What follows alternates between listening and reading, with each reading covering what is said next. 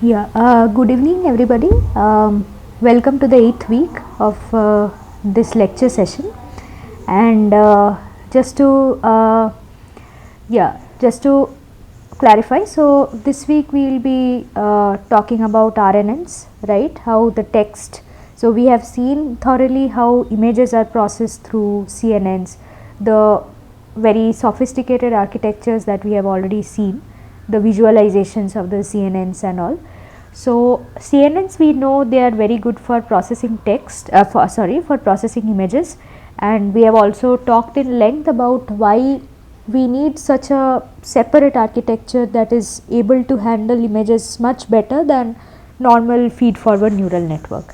So all these variants that you are seeing, RNNs, CNNs, etc. So all of these have been created like for the similar purposes of weight sharing, right? So that sharing of weights actually, so one good thing about weight sharing is obviously reduction in the number of parameters, and the second thing is that weight sharing often helps aggregate the information that you have in the entire image or in the entire text. So these are the two advantages that we have. So let me quickly share my screen.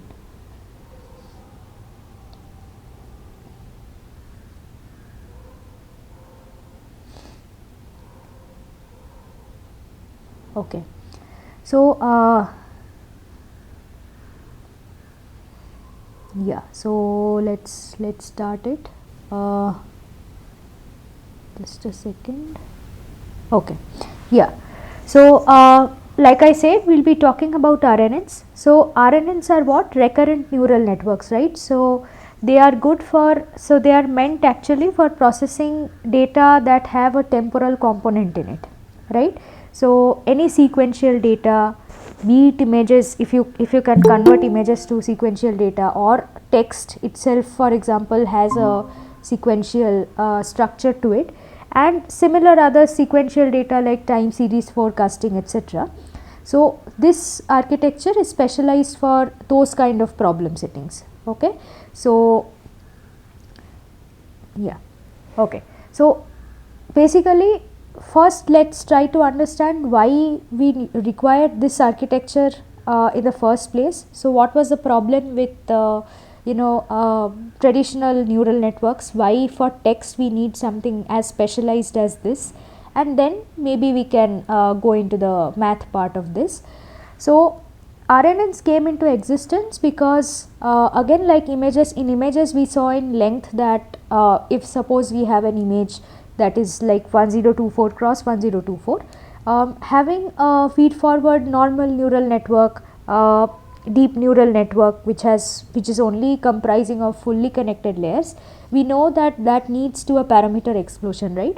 And we see a similar thing here, right? So for example, suppose I give you a sentence which has suppose 20 words, right? And so we are performing a task like sentiment classification, say, where given a sentence we are trying to kind of say that whether the sentiment in the content in the sentence is positive or negative. Like an example can be just maybe sentiment classification in a set of movie reviews. For example, oh, what an amazing movie this is. So this sentence, this is positive sentiment, and oh my god, this movie was so bad. So this has a negative sentiment. So suppose we have a data set like this, and each sentence in the data set consists of each sentence in the data set consists of suppose something like 20 words, right? And now our neural networks, the traditional neural networks, know this, that they do not understand anything but numbers, right? So they do not, when they look at images, so okay, sure, so suppose if somebody wants to if you give an image, the humans look at the image, the colors, the structure in the image, the whatever objects are there, we can look at it as a whole. We do not see images and as numbers at all, but for the computers, for these models, everything that we send to it as input is a number, right. So in that way, if you want the model to process some text, that also has to go through some number. So that text has to be converted to some number before.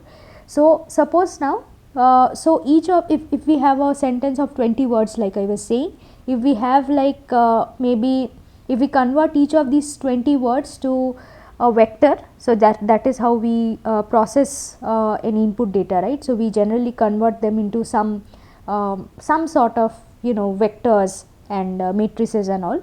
So suppose I have a vector of 1000 dimension, which is not something which is unnatural in deep learning, right. So we have then 20 words of 1000 dimension each. That means again 20,000 dimensional vector we have total for the entire sentence, and then you need to have a few layers of neural network in order to predict the positive or negative sentiment. So 20,000, if the input itself is of 20,000, you can imagine what happens with the individual weight matrices, how big they are. And finally, like the images also, if you use a normal feed forward neural network on top of text, it finally leads to an explosion. Hence, people have come up with these sort of architectures, keeping in mind that text sort of modalities, they contain a temporal factor, right. So they are sequential data. So I can discrete, so images may not have that temporal property, even though we can transform it in a way such that they will have some temporal property, but text inherently naturally has that. So every sentence, so suppose if a sentence has 10 words, one word comes after another. So in that way, text is a sequential data, and this architecture is meant for sequential sort of data sets. So you can go ahead and use these architectures if you have some data sets like that, right. So here what happens is something like this, that you have an input, right, and that, so the input basically consists of your entire sentence, but now you have broken the sentence into what we call tokens, right, into smaller parts called tokens, and we can take them to be words for now. So this x1, x2, xt, xt plus 1, all of them are there. Now what we have is, we will convert this, each of these, right, each of these tokens to a hidden state, okay, and this, from this hidden state we will generate the outputs, okay, and to convert this individual words to the hidden state, we will only use a single weight vector, okay. So how this happens is, so suppose, and the idea behind this hidden state is something like this, that when you are at the fifth word, suppose here small t equal to 5, so when you are at the fifth word, it's not just a random word xt, right, it is dependent on all the words from x1 to xt minus 1, or in our example it's dependent on x1 to x4, right. In order to store the information, in order to process this information that has come already before xt, or to tell the model that xt is not alone, but rather it follows it follows 4 other words. To convey that information, we are using this hidden state sort of architecture, right. So what happens is, we start with an initial hidden state a0, and we have the first word x1. So what we do is, using x1 and a0, we find the next hidden state, which is a1, right, and then so a1 consists of information both from here and the initial hidden state, and then for x2 we calculate a2 based on a1 and x2, right. So a1, remember, it not only contains information from here but also from this x1. So a2 consists of both this and this, right. Similarly, a3 consists of its previous state and the current input. So that is how the processing happens, right. And at the end, so suppose at some a capital T, you have another hidden state, and you have the capital Tth word maybe, and this particular last hidden state generally consists of a good amount of summary of all the entire sentence maybe, right. So what is so special about this RNN architecture? So so you can see, let's first try to see how we can calculate the individual ATs which is given here, right. So what we do is, there are two weight vectors you can see, okay. So there is a function g1 which can be an activation for any activation function. So there are certain choices for it, but inside the activation function we have a WAA times AT minus 1, which is the previous time steps hidden state, and a WAX times the current input XT plus some bias BA. Note that this WAA and this WAX and this BA, they will remain same, right, throughout all the T's. So they are independent of the T's, right. So these are actually shared across the different words in the training set, in the particular example, right. And similarly now, so what we do is, on top of each hidden state, so this hidden state, for example, it consists of a summary of all the information that is there in this part of the input, so x1 to xt, right. And now if we have to predict something from here, we attach a neural network once again on top of this hidden state, which is going to predict something at the tth time step. So this is given by yt, right. And how do we calculate yt from here?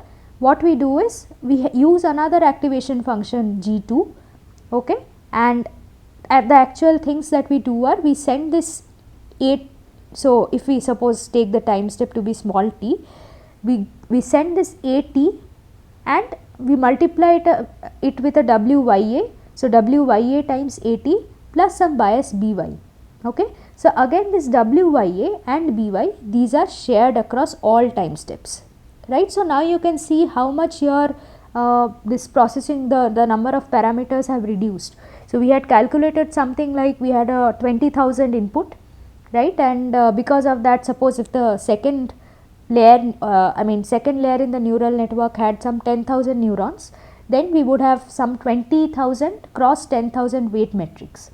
Instead here, suppose if our like we said that our word embedding is 1000 vectors, 1000 dimension, and we can say that like suppose our hidden this A also is 1000 dimension, right. So you can imagine how less number of so in order to get this AT, the number of parameters that we are using has reduced a lot from what we had for the normal neural networks to what we are having here for the individual words, right. So this, the moral of the story is that you are multiplying your input and the current time step separately with the same with some weight matrices which are shared across time steps. So one interpretation of this can be that, yeah, we are reducing the number of weights to a large extent, and the second is that so sharing these weight matrices across sentences, across words in the sentence, so this helps aggregate the information in the sentence, right. So attaching different weight matrices to different words, that means that each of with so many, if you have many weight matrices instead of like this, so then the aggregate of the language information, the aggregate information of the language doesn't flow into this single weight matrix. So that is shared by multiple number of matrices, which means that the individual matrices, they are not that useful. But because this WAA or WAX are shared across time steps with the different words, they contain information about all the different words individually and how they are organized and so on. So in this way, with these two interpretations, RNNs become very powerful compared to feed forward neural networks, right. So and remember that this, even though this we show the diagrams like this, basically all we have is these. So like this, here it's written already that what are the learnable coefficients. So what we have is only some weight WAA, this is going to be WAX, some WAA which is between the hidden states, and some WYA if we ignore the biases for now, right. So that is all we need to train the RNNs. Now coming to the question of what kind of problems can we solve through RNNs, right. So what is the meaning of these Ys and so on. So RNNs are of different types. So this is again a very famous slide from that is generally taught in any of the RNN classes, right? So there are one configuration can be like 1 to 1, one can be like 1 to many. Many to 1 is the sentiment classification setting that I talked about. So you have a sequence of data, and for that particular sequence you only need one output. Okay. Similarly here there is no sequence, but you need a sequence in the input, but you need a sequence of outputs, right. Many to many is something like maybe you can think of it in terms of machine translation, right. So I give you a sentence in English and I want to translate it to Hindi or Marathi maybe, right. So then what happens? So I give the input in English here and I get the translated Marathi version in this part of the network, right. Similarly, many to many can be where one simple example can be where you are so one will show, for example, character prediction or word prediction. So given a sentence, given a word, can we predict the next word, right. So we will see an example of this, and this already maybe this slide you are already aware of. So these are the different forms of RNNs that we see around us. So what we will do is we will dive a little bit through this concept of backpropagation through time. So again, because there is a temporal factor involved here, so there is a T involved here, which was not there before in the previous neural networks that we saw. The backpropagation in RNNs is somewhat tricky.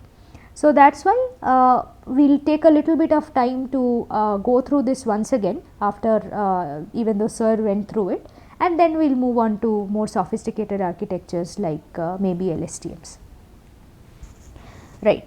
So again, so because sometimes we will see that the different RNNs, they will have some different notations, right. So our this notation is a bit different from this notation, but the more or less the concepts still remain the same, right. So some people, what they do is, so this x1, x2, x3, x4 are the different tokens or different characters, and so we were previously representing this connection between x1 and the and the hidden state with this WAX matrix. Instead we are representing that with U in this particular slide. Similarly, this connection is represented by V, and the ones between the hidden states is represented by W, right. And in some books you will find that hidden states are represented by AI, somewhere it is represented by HI, and somewhere it is represented by this SI, right, like it is written here. Okay. So we have an n dimensional input, we are converting it to d dimensional state, hidden state, which is here, and then finally we are getting some k dimensional output, right. So suppose here in this particular setting you can think of it to be a classification setting, right. So at each input we are trying to predict something, right. So this y3, suppose its prediction will depend on not only x3, but it also depends on x1 and x2. That is why we have this temporal sort of connections, right. So just keep in mind that, be mindful of that. But now little bit we have to think of what is backpropagation and what is this through time, right. So before going into that, so I was saying that one task in text or text based activities is that given a certain character, can you predict what the likely next character is, right. So suppose now you have a word called deep, right, as it is given here, and what you want to do is you want to train the model about this word deep, right, through the characters. So we are not at word level anymore, we are at the character level, right. So given a character D, what is the next likely word? Then given a character D and E, what is the next likely word, and so on, right. So this is how the input looks like. This is the word of the input, and these are the characters that we are trying to learn, right? And this figure actually shows us that how a learning in RNN happens. So we will start with this, and then we will move on to back propagation and those sort of difficult things. So now the question that comes here is, suppose we are in the English domain, we do not care about the other languages, and we know that deep itself is a word, right? The word ends at deep, nothing more can be there, right? Or suppose in this training set, deep is the word, deep is a whole word, and we do not need anything after it, right? So basically what we want the model to do is, given this character D, it needs to predict what is the next character, okay? Then given this character E, it again needs to predict what can be the next character, okay? And this knowledge should be based on both D and E. Again, given this character E in the input, what should be the next character?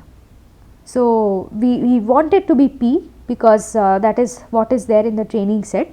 And finally, because P is the last character, what we want is, after P is encountered in the input, we want the model to predict a special token called stop, right? This tells the model that okay, so the word has basically ended, right? So this is how we want the model to, this is what we want the model to learn. Now how does the learning happen? That is given here in a little bit of detail, right? So now what we do here, suppose in every sort of textual task, we have what we call a corpus, okay?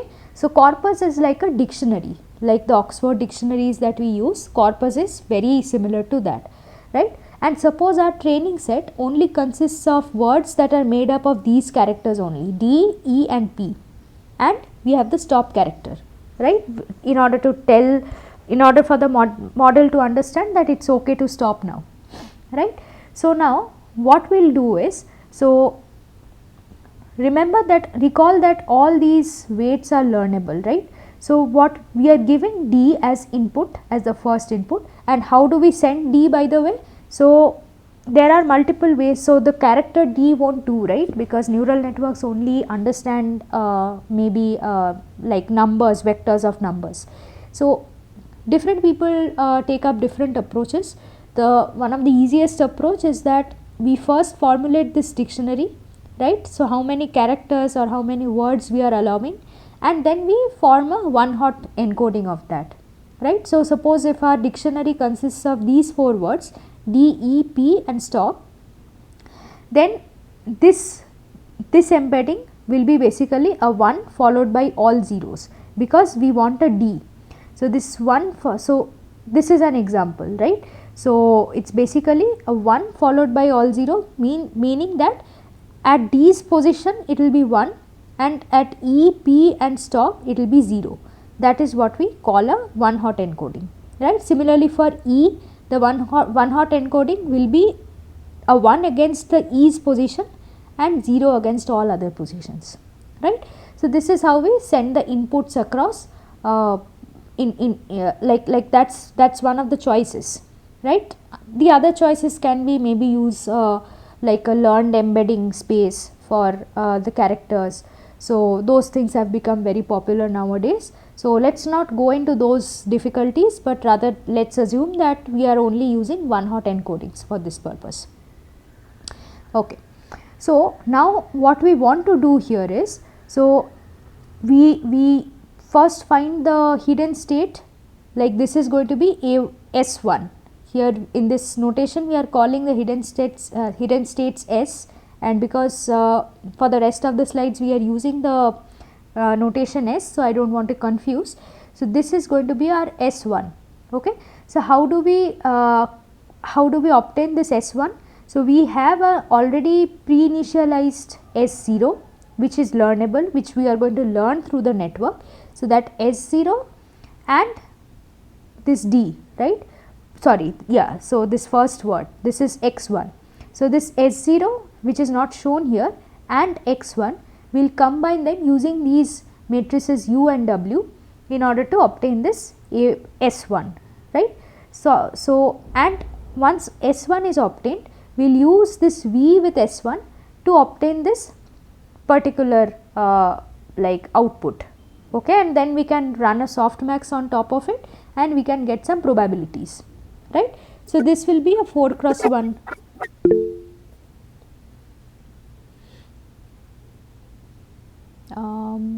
Is anybody saying anything? Okay, I'll just mute. Okay. Yeah. So now what is Jitendra, are you trying to say something? You are not audible.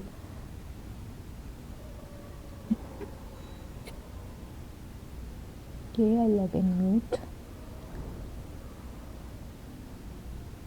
Okay, going back, yeah. So right. So how do we now? So this is how we arrive at the probability space using S1 and V. And now how do we train the model? So we see what are the probabilities given for the different, that the model generated for the different characters, and then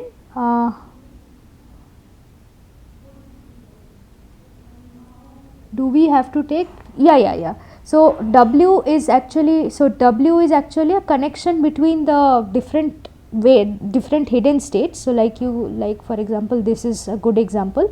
So in order to, so suppose, forget these notations, right. So instead of taking this to be A0, just take this to be S0, like we had seen in that picture, and the weight vector that is connecting S1 with S0, take that to be W.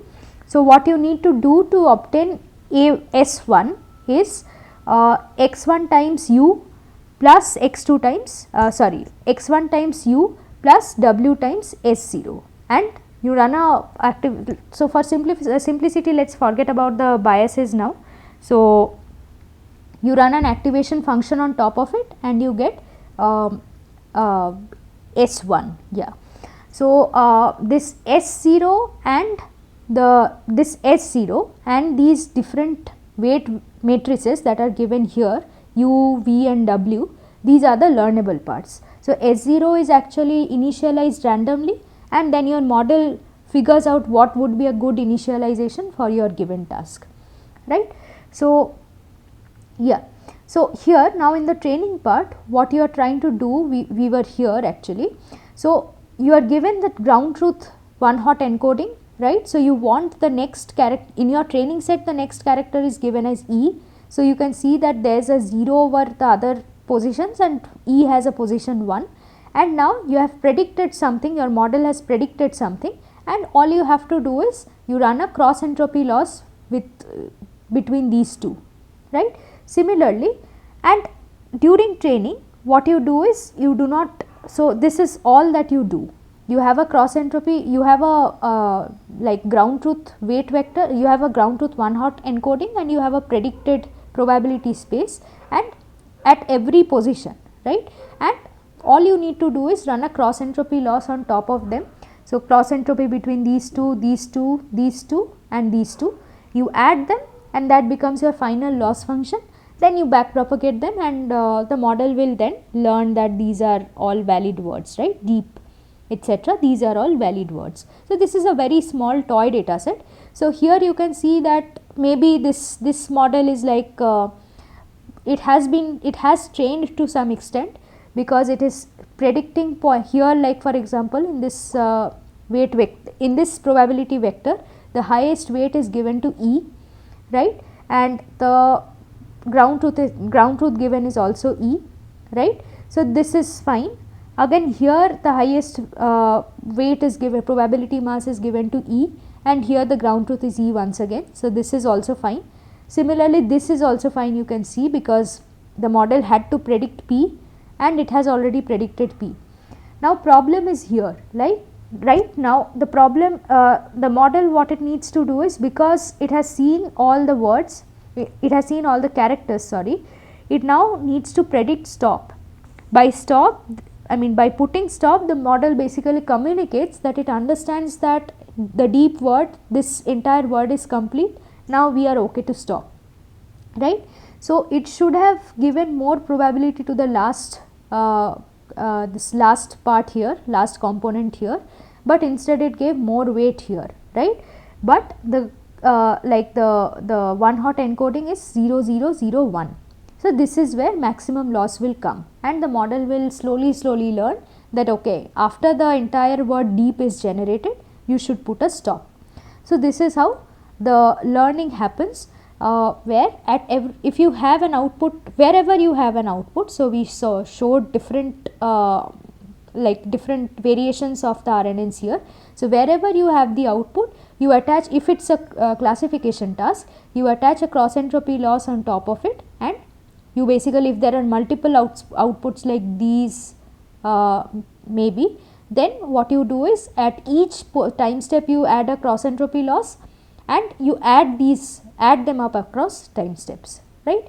So all these losses that you will get because of this training set, you will add them up, and that gives you your final loss, and everything is fine till here, right. So if we ask our PyTorch to come to calculate these losses and find the sum and find the total loss, everything is fine, then we do a loss dot backward and we forget about it, right. That's how we generally do. However, now comes the difficulty that okay, so when backpropagation is done by PyTorch, life is okay. But suppose if we are trying to do it by ourselves, if we are trying to go in depth and understand what is going on with the RNN model, then things are not that simple. And that is exactly where this concept of backpropagation through time is coming into the picture. So to understand what is going on, we will need a little bit more, 1 or 2 minutes more, right. So here, like I said, that at every time step you are incurring some loss because you have a output attached to it. You want the model to learn something at every time step, right. So you have some L1. So if these are not visible, these are basically L1, L2, L3 and L4, right. So there are 4 losses for the 4 time steps that is visible to us. And finally, suppose if there are capital T words in the training set, in the particular data sample, then we have L1 to L capital T, right, and our final loss becomes the sum of these, all these L small t's, right. Okay. So this is fine, we know that losses get summed up, and then we are trying to backpropagate. Now before going into backpropagation, again let's forget about the biases for now, but maybe you can go back and just try to calculate what happens with the biases. So now you have what are the trainable weights I said? U, W and V, right. So these are shared across time, so it's not that this W changes across time. So if it had been different for, if these W's had been different for different time steps, while the model would have exploded, the backpropagation part would have been much easier to understand. But now you can see one thing, that the W is here, everywhere, right. So when we backpropagate through W, just finding del L cross del L by del W here, will it be enough, or should we find a del L dot del W here also, right. So that is what we are going to see now. So for simplicity, we will just compute the W matrices for, we will compute the gradients for the W matrices here, but V and U are the students' responsibilities to look at and revise. So now we will consider the gradient with respect to the W parameter, and we will also consider T equal to 4, right. So capital T will or let us not consider any capital T. So we know that these are the individual loss functions. So we will take a small t equal to 4, right. This one we will take and we will try to backpropagate through it, right. Now what we observe is the following. So we have a crucial observation, that this L4 is directly dependent on S4, right. But does the story end there? No, because S4 is now dependent on S3. S3 is dependent on S2, S2 is dependent on S1 and so on, and there is a W between all of them, which makes it a little bit difficult, right. So again, so we found here that we are adding all the loss functions together for all the time steps, and then when we are finding the gradients, we are going to do the same thing, right. So at every time step we are going to find the gradient with respect to w, and then we are going to add it to get the gradient with respect to the entire loss function. So now for back propagation through time, whenever you need to understand what is going on, it's better not to look at this quantity, this del L cross del L by del W. Instead, let us look at one individual del L T del W, where we have taken t small t equal to 4 for now, right. So okay. So now what we need to find is this del L4 cross del W, right. So what is del L4 del L4 by del W? What is del L4 by del W? It's basically by chain rule, it's del L4 by del S4 into del S4 by del W, okay. And now let's try to find out what's the definition of S4. S4 is nothing but W times S3 and U times X4, the summation of that with an activation function. So we do not care about the activation function because we know how to back propagate through them through the chain rule, right. So this would have been very simple, right. We would have just we would have just found the gradient with respect to the sigmoid or whatever activation function we are intending to use here, and then we would have multiplied it with the this part, because we are trying to find the gradient of del S4 and by del W, sorry. So then the back propagation would be the derivative of this entire thing into S3 with the dimensions adjusted, right.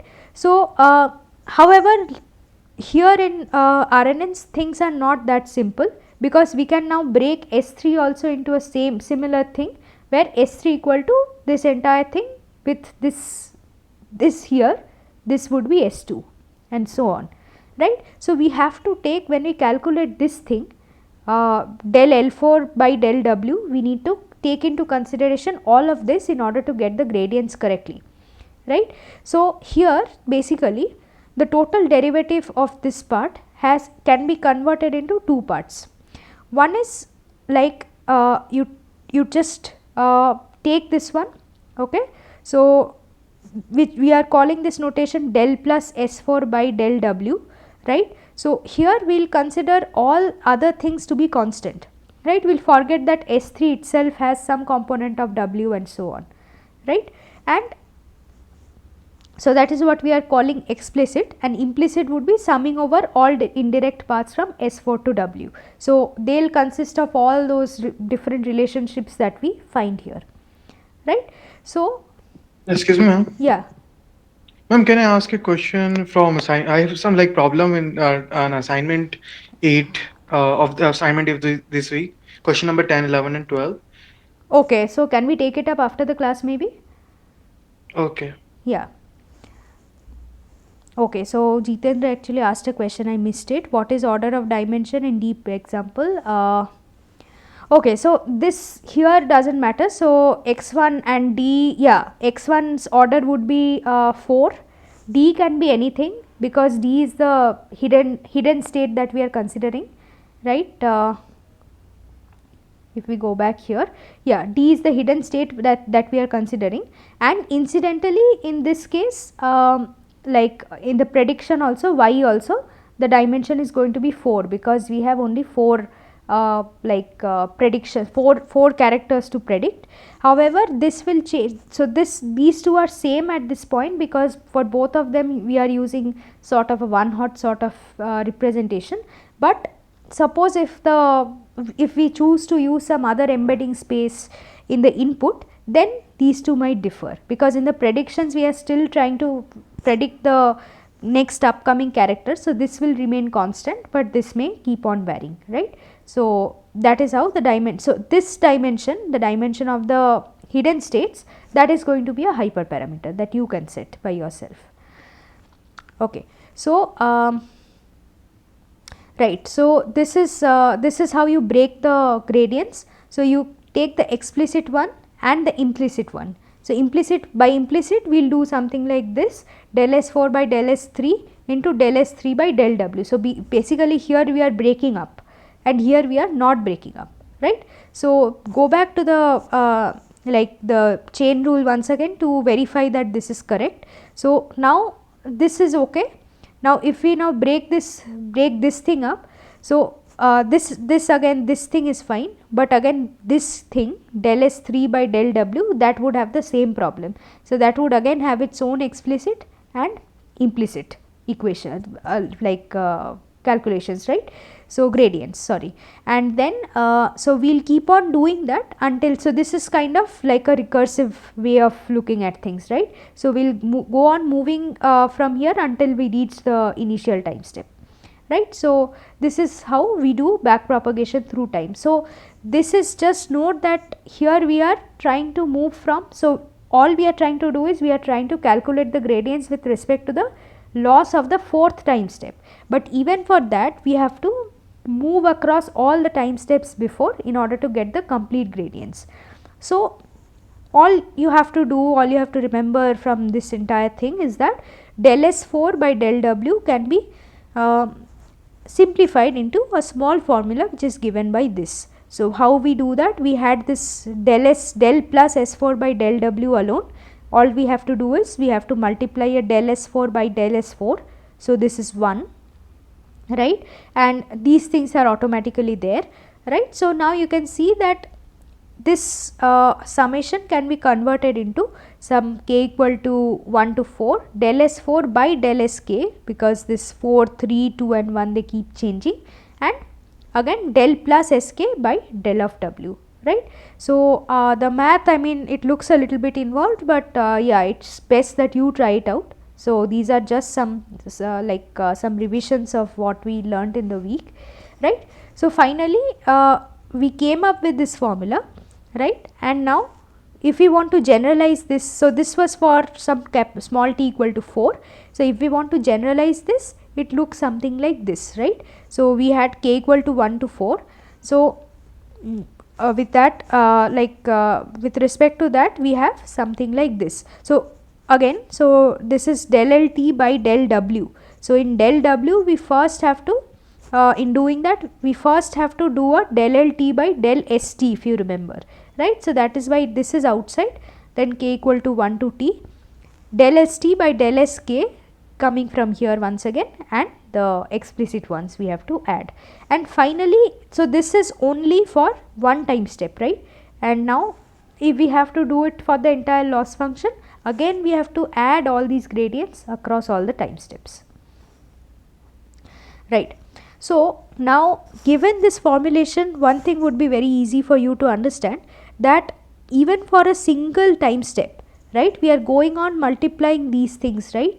So, so yeah, that is more apparent maybe here in these sort of multiplications which are very large, right. So, here one thing that you can see is that all these if you look at these partial derivatives, the results of these, all of them will have some W factor in it, right. So, all of them will have, I mean, that means what, that you are multiplying W many times, okay, in order to get these derivatives.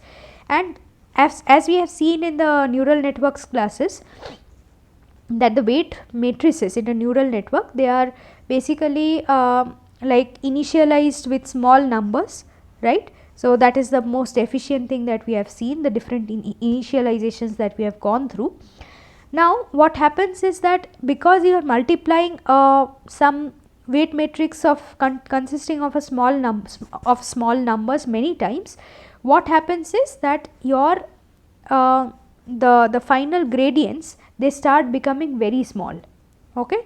So, that is why RNNs suffer from this problem of short term memory because of the vanishing gradient problem, okay. So, some of these later slides are actually taken from some of the Medium articles, so that because they are really easy to understand. So, what they say here is that if a sequence is long enough, the RNNs will have a hard time carrying information from earlier time steps to the later ones, okay.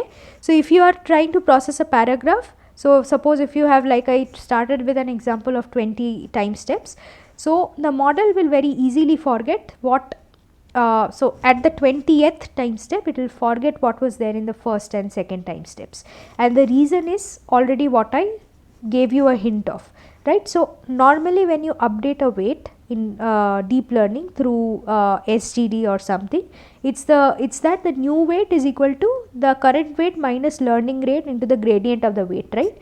Now if the gradient becomes very small, goes on becoming very small due to these multiplications, then the update value also becomes very small, and what happens is something like this. So if your old weight was 2.1 and your update value was 0.001, this is what happens. So your new weight is something that is very close to the older weight, right, and then that means what, that you are not learning anything worthwhile, right. So and that happens especially when you are for the time steps that are far away from your current time step. So our current is S4, and now in order to calculate gradient with respect to the S1, the W's have become very small, and now it will slowly forget S1. So when you are at S7 suppose, then you have already forgotten S1, S2 and so on.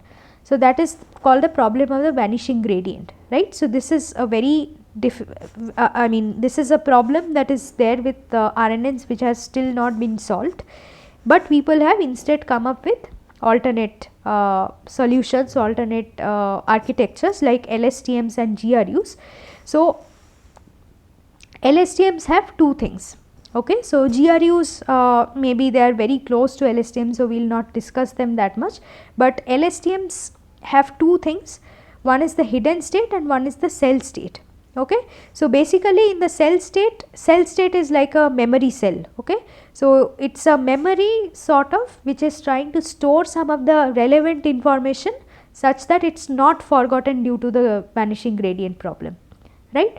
So and how is this remembering and forgetting etc., how is this maintained? So that is maintained through multiple gates like the forget gate, input gate, output gate and so on, okay. So some people find it easier to remember this picture, some people find it easier to like look at the equations of LSTM and trying to understand them. So you can choose whatever you want, right. So what do the gates do? So these different gates, forget gate, input gate, output gate, they have different functions, okay. So as the name suggests, the forget gate basically helps you helps the model decide how much of the current information do I want to forget, right. So or how much do I want to remember, all those things can be controlled by these gates, and finally the information that you finally get out of all of these gates, that is stored in the cell state. Because of this storing, you are able to do away with this vanishing gradient problem to a large extent, and yeah, I mean in theory, this is all in theory, but in practical obviously still vanishing gradient is there for LSTMs etc., but it's not there as, I mean it's not as big a problem in LSTMs as for RNNs. So they are, I think LSTMs are good enough. So these gates that you can see, forget gate, input gate, output gate etc., these gates can learn which data in a sequence is important to keep or throw away, right. By doing that, it can pass relevant information down the long chain of sequence, right. So that is how that is why exactly LSTMs are much better at remembering the previous time steps than RNNs, right. So again, this is a Medium article where actually very neatly some things are given. So for example, what is the cell state? So everybody gets confused that how I mean why is this suddenly this cell state introduced alongside the hidden states. So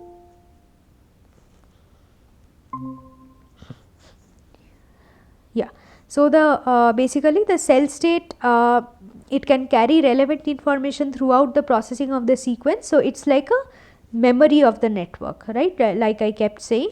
So even information from the earlier time steps can make its way to later time steps, reducing the effects of short term memory, right. As the cell state goes on its journey, information gets added or removed from the cell state via gates. So at every time step the model takes a decision how important it is to retain the previous information, how important is it to retain the current information, and so on, right.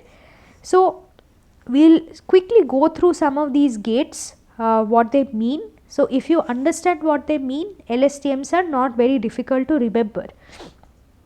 So all these gates, so this is yeah, so this is given this is given by this gamma notation.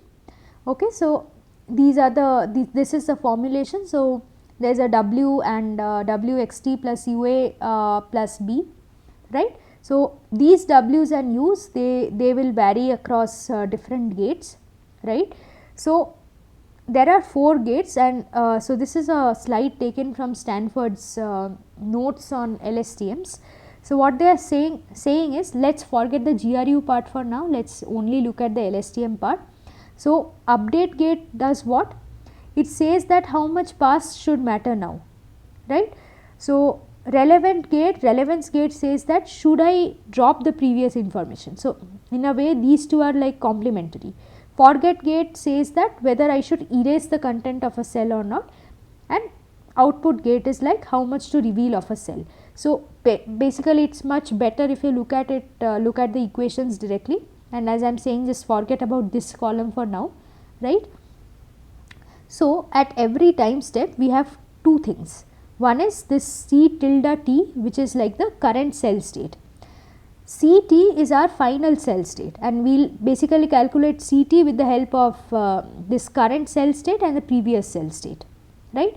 So what we are trying to do here is, we are trying to so this R was given by relevance gate.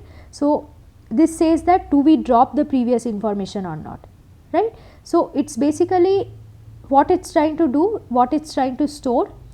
It's storing that out of the previous time step, how much do I retain and how much do I drop.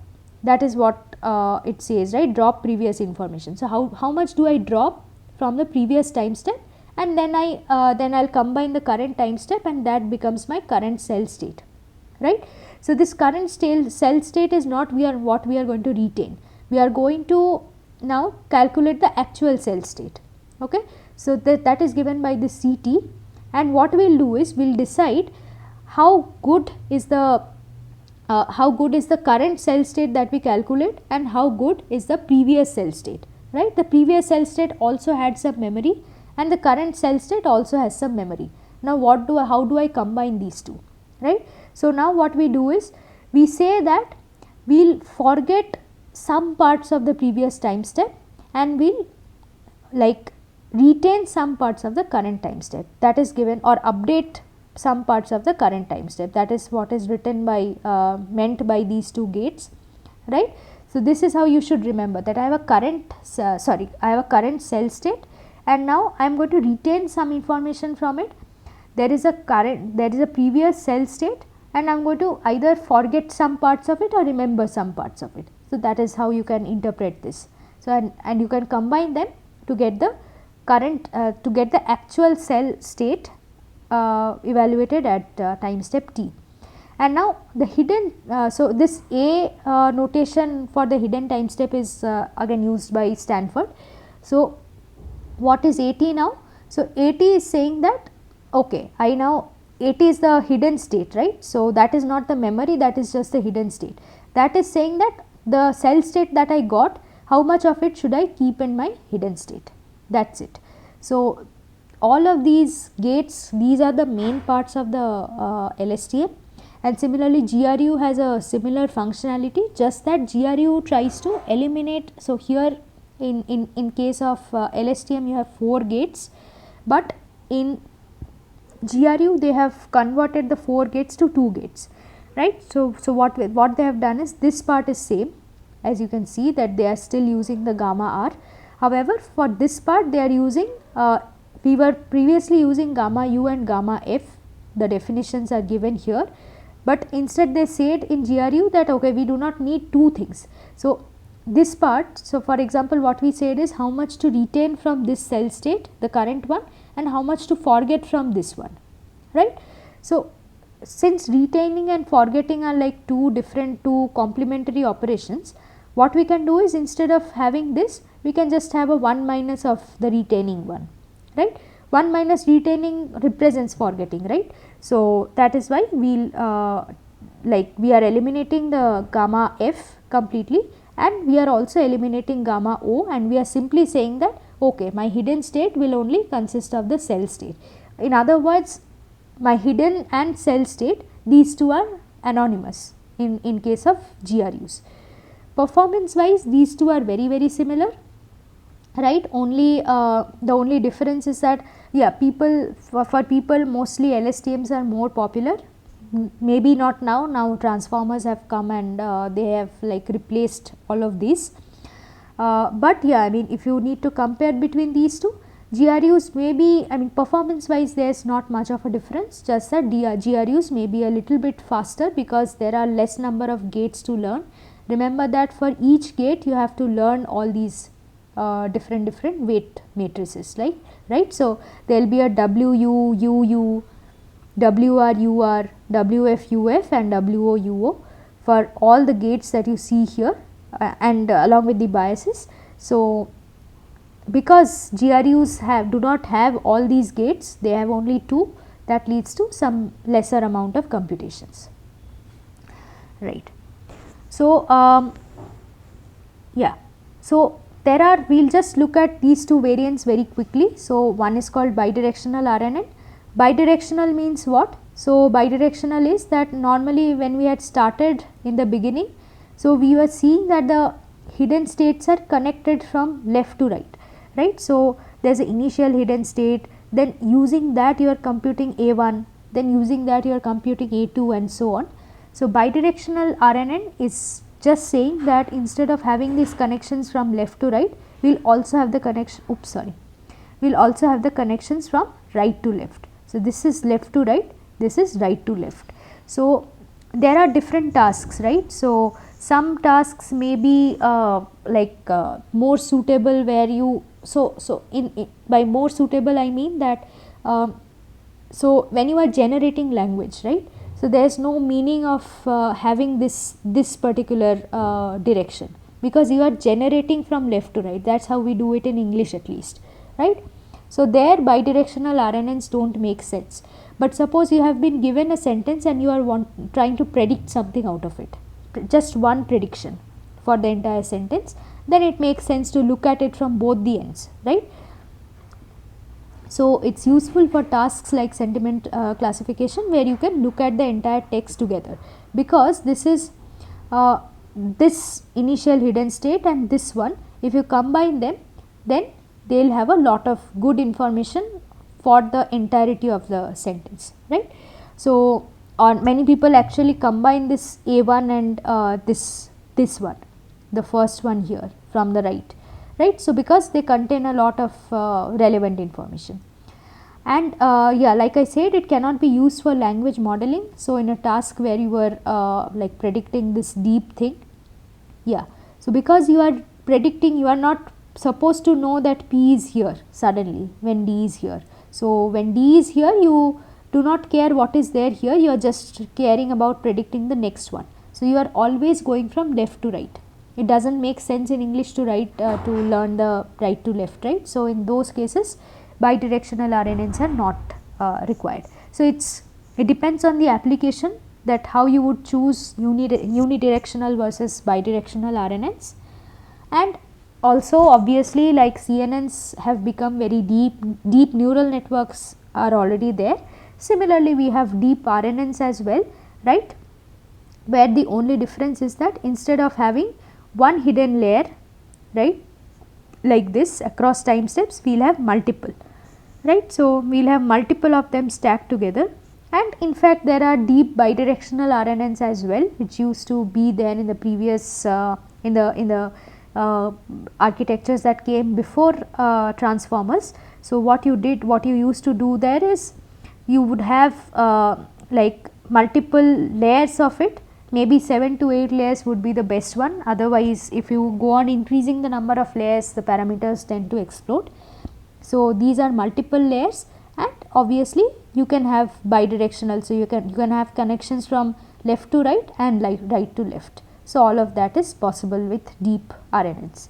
So these are the two variations of RNNs. So by RNN I mean this, here I mean this entire class of recurrent neural network, LSTMs, GRUs and the other variants if at all there. So this entire thing covers more or less how we deal with texts, right.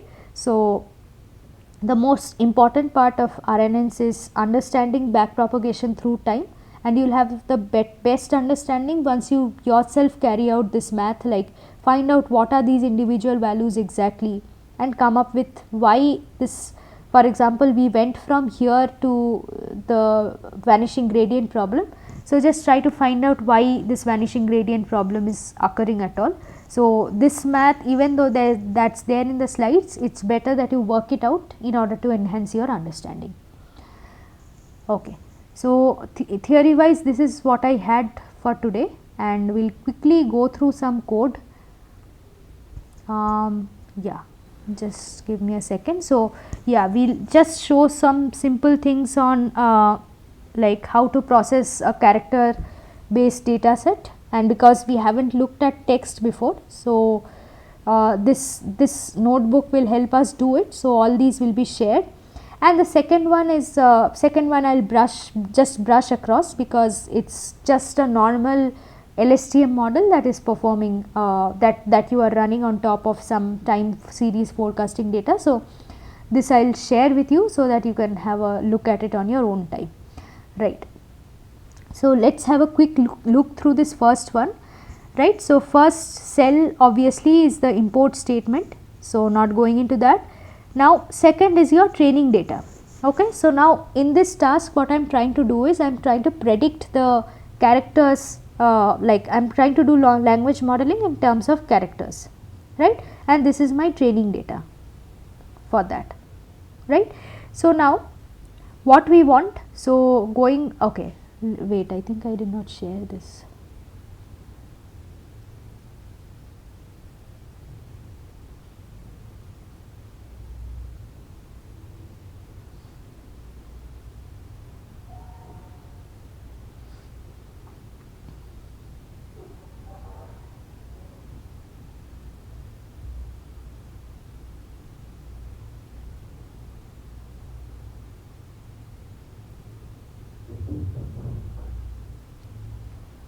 Yeah, so yeah, so what we'll do here is, okay, so okay, wrong one, yeah, so what we want to do here is we have a training data from comprising of these three sentences, right. So what we want is we want to create a vocabulary of characters, right. So what we'll do is we'll join all these sentences together and we'll have all the unique characters that are out there in the entire corpus, right. So that is done with this set function, and we join all the texts and we take out the unique characters, right. And then what we do is, to make our lives easier, we are going to, because we need to do some one hot encoding and so on, what we'll do is we'll convert this int to character and character to int, right. So what we are doing here is we are creating a mapping from integers to the characters and the opposite one from characters to the integers, right. So this is what we see. So given this m character, so if we print this char to int, so given this m, right, so this m is mapped to the digit 0, v is mapped to the digit 1 and so on. So space is mapped to the digit 2 and so on, and similarly 0 is mapped to m, 1 is mapped to v, 2 is mapped to space, 3 is mapped to a and so on. So this is just to make our lives easier, right. So now we have these three training samples, right. So what we need to do is, so first we need to see what is the maximum length of each of these sentences, right. So that we achieve through this particular function. So it's len of max of text comma key equal to len, okay. So here basically we are trying to find the number of characters, right. So this gives us, this tells us that the most so the maximum number of characters in a sentence is only is actually 15, right. So now what we need to do is, that means what, that there are two other sentences that may not have as long like total 15 characters. So what we do is, we do padding on top of those characters so that all of them have the same length 15, right. So for all those sentences which have length less than 15, we are adding some sort of padding. Here they are adding some space, and we are trying to make it as like all of the sentences should have same length. Okay, now because our training set is exactly what, so we are sending this first character H, and then we want the model to learn that the next character is E. Then we are sending the next character as E, and we want the model to predict the next character as Y, and so on. So that is what we are trying to do. So generally what we do is, obviously if you give an H, just an H out of nowhere, just by looking at it, learning that H is I mean by just looking at this H, predicting E and Y, that is going to be very difficult.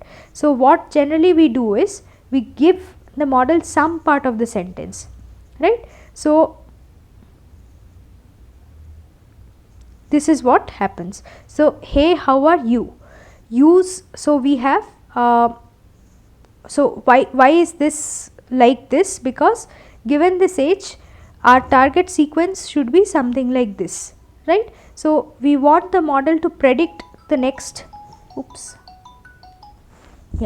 we want the model to predict the next character, right. So that is why this U is missing in the input, but it is there in the target, right. So it's beginning from here, from hey, how are you, to this A, how are you, right. Similarly, for good, I am fine, the training set is this thing, okay. Have a nice day, this is this one, right. So these are the training sets, and now what we will do is, we will try to convert all of this to the numbers in order to make our lives easier. So we already have a mapping from every character to a integer, and that is what we are exactly doing, right. So we are taking the input sequence, and we are doing a char to int with respect to the character in the sequence, and we are just getting all the numbers and putting them in a list for both the input and the target sequence for every training set, right. So now yes, so now we will compute these things. Dict size, that is basically the size of the corpus. Sequence length is the maximum length minus 1, and batch size is the length of the text. So we have only 3 sentences here, so this is going to be fine, right. So now what we will do is, we will create a one hot encoding of all the sequences, all the characters, so that they are easier to process, right. So once this so basically then we will pass this input sequence through this one hot encoding, right, based on the dictionary size and sequence length, etc., right, batch size, etc. So that will give me something like this, right. So and this sequence length is 1 minus the maximum length, because we are trying to predict the next character. So we will always have one character less. So so this is going to be the batch size. This 17 is the one hot encoding size, right. And now we compute these two. So we are converting this to torch tensors first, right, and some other details on GPUs are there. Now this is the model part. So in the model, what we do is, we have so many things, right. So defining the hidden dim, number of layers, right, and then an RNN layer, right, with the help of this. So we have the input size, the hidden dim, the number of layers, right, and batch first equal to true means you are trying to, so batch is the first dimension is the batch, right, and then you have a fully connected layer on top of the hidden dimensions to reach the output size, right. And now this is going to be your model's forward function. So you calculate the hidden state, the initial hidden state, right? So that is given by this init hidden function. So the S0 or A0, basically we are initializing that with zeros, right? So then, so that is what is done with this init hidden function, and then we use the RNN to get the out comma, to get the outs and hiddens. Outs means the y's and hidden means the a's or s's at every time step, right? And now what we want to do is we want to calculate, so we are reshaping the outputs a little bit so that they can be there, they can be fit into the fully connected layer, right? And finally, yeah, we are getting the final output through an FC, right? So this is what the model is about, and yeah, this is how you are initializing the model.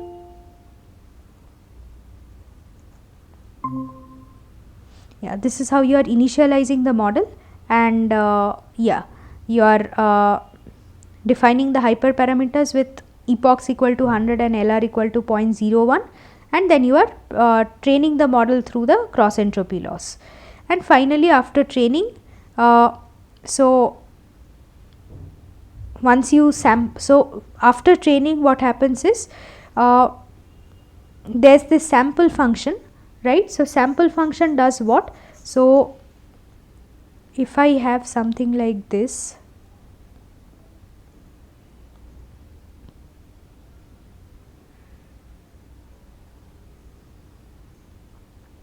yeah, so in this one, yeah, so when training, we are using the model to basically predict what's the next character, because we are trying to find the loss function. But sampling means what? That you have a probability distribution here with respect to all the characters, and now you are sampling one character based on this distribution, right? So when after training the models, when we generate the yeah,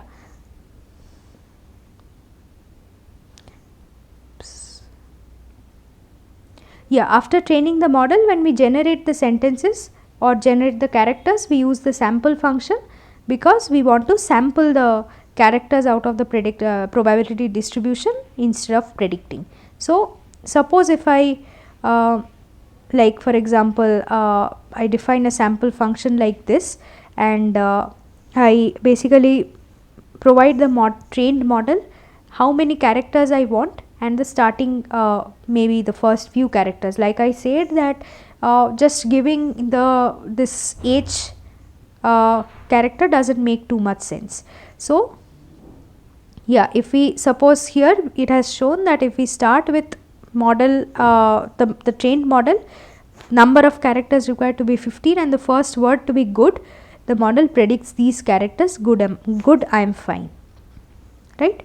And so this is the first notebook, and the second, like I said, I'll just brush through it because it just has a model and some training.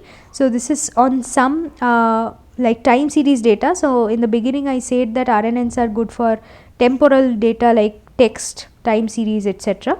So you can have a look at it, these will be shared. So there's a CSV file which they are reading and pre-processing a little bit, right? And they are loading into the data loader, and then they are defining this GRU net. So there's both. So here like the good thing is that, so there's the code for both the GRUs and LSTMs that we saw in the class, right? So both the models are here which you can refer and have a look at, and we have the training function as well, right? So you can have a look at how they have trained and all. So this notebook I'll share, so just go through it on your own time, right? And just see how effectively the model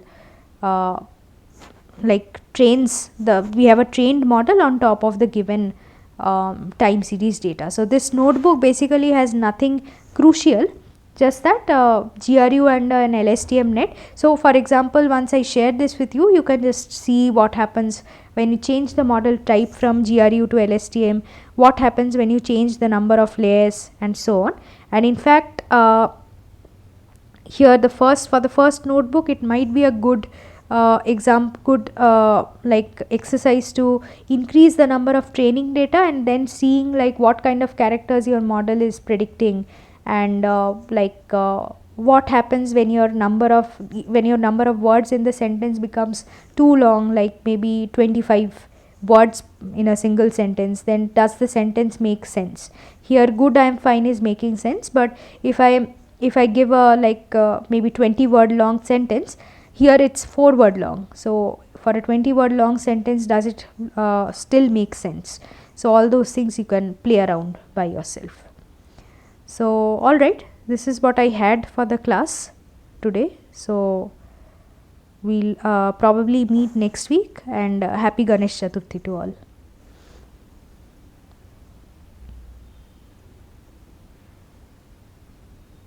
Thank you.